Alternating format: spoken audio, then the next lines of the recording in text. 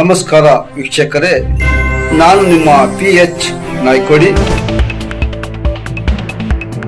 ನಮಸ್ತೆ ವೀಕ್ಷಕರೇ, ಕೋಡ್ಲಿ ಬನಶಂಕರಿ ಗುಡಿ ದೇವಾಂಗ ಸಮಾಜದ ಭಕ್ತಿಯ ಖಣಿ ಶಿವರಾಜ್ ಅಂಡಗಿ ಯಂತ್ರದಂತೆ ಜೀವನ ಶೈಲಿಯಾಗಿರುವ ಆಧುನಿಕ ಜೀವನಕ್ಕೆ ಹಬ್ಬ ಹರಿದಿನ ಜಾತ್ರೆಗಳು ಧಾರ್ಮಿಕ ಭಾವನೆಗಳು ನಂಬಿಕೆಗಳು ಪ್ರೇರಕ ಶಕ್ತಿಗಳಾಗಿದ್ದು, ಜನರು ಒಂದೆಡೆ ಸೇರಿ ಸಾಮೂಹಿಕ ಆಚರಣೆಯಿಂದ ಧಾರ್ಮಿಕ ಸಾಮಾಜಿಕ ಆರ್ಥಿಕ ಸಾಮರಸ್ಯ ಕಾಪಾಡುವುದರ ಜೊತೆಗೆ ಧರ್ಮದ ಮೂಲಕ ಜನರಲ್ಲಿ ಭಕ್ತಿಯನ್ನ ಹುಟ್ಟಿಸಿ ಕೋಮು ಸೌಹಾರ್ದತೆ ಹೃದಯ ವೈಶಾಲ್ಯತೆಯ ಮನೋಭಾವನೆಯು ಬೆಳೆಯುತ್ತದೆ ಎನ್ನುತ್ತಾ ಸಾಮಾನ್ಯವಾಗಿ ಬೇರೆ ಬೇರೆ ಜಾತ್ರೆಗಳಲ್ಲಿ ಒಂದು ದಿನ ಪಲ್ಲಕ್ಕಿ ಉತ್ಸವ ನಡೆದರೆ ಈ ಕೂಡ್ಲಿ ಗ್ರಾಮದ ಬನಶಂಕರಿ ದೇವಿ ಜಾತ್ರಾ ಮಹೋತ್ಸವದಲ್ಲಿ 5 ದಿನ ಪಲ್ಲಕ್ಕಿ ಉತ್ಸವ ನಡೆಯುವುದು ಬಹಳ ವಿಶೇಷವಾಗಿದೆ.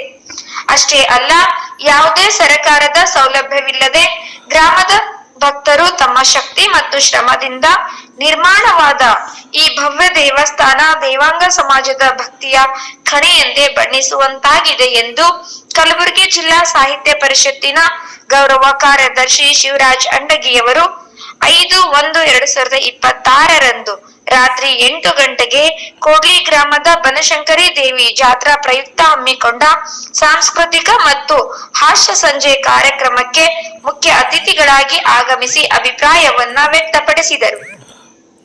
ಪ್ರಾರಂಭದಲ್ಲಿ ಕೋಡ್ಲಿ ರೇವಣಸಿದ್ದೇಶ್ವರ ಹಿರೇಮಠದ ಪೂಜ್ಯರಾದ ಬಸವಲಿಂಗ ಶಿವಾಚಾರ್ಯರು ಸಾಂಸ್ಕೃತಿಕ ಮತ್ತು ಹಾಸ್ಯ ಕಾರ್ಯಕ್ರಮವನ್ನು ದೀಪ ಬೆಳಗಿಸುವ ಮೂಲಕ ಉದ್ಘಾಟಿಸಿದರು. ಹಾಸ್ಯ ಕವಿ ರೇವಣಸಿದ್ದಪ್ಪ ದುಕಾನ್ ಅವರು ಹಾಸ್ಯ ಕಾರ್ಯಕ್ರಮವನ್ನ ನಡೆಸಿಕೊಟ್ಟರು.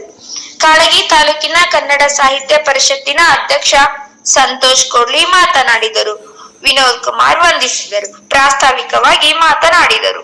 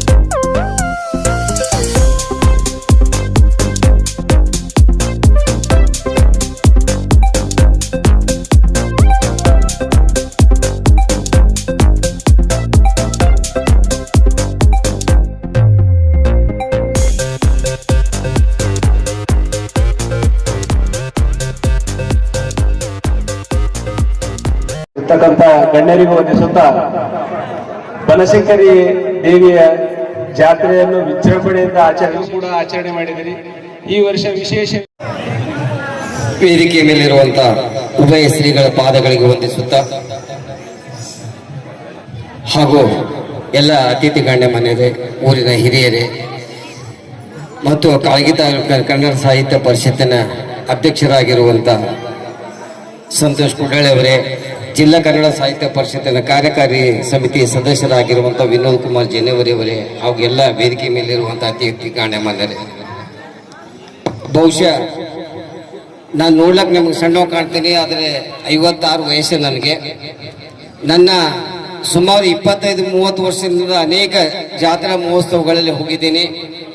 ವಿಶೇಷವಾಗಿರುವಂಥ ಜಾತ್ರೆ ಎಲ್ಲದ 5 ದಿವಸ ಪಲ್ಲಕ್ಕಿ ನಡೀತದೆ ಅಂದರೆ ಅದು ಕೂಡ್ಲಿ ಗ್ರಾಮದಲ್ಲಿ ಬನಶಂಕರಿ ದೇವಿ.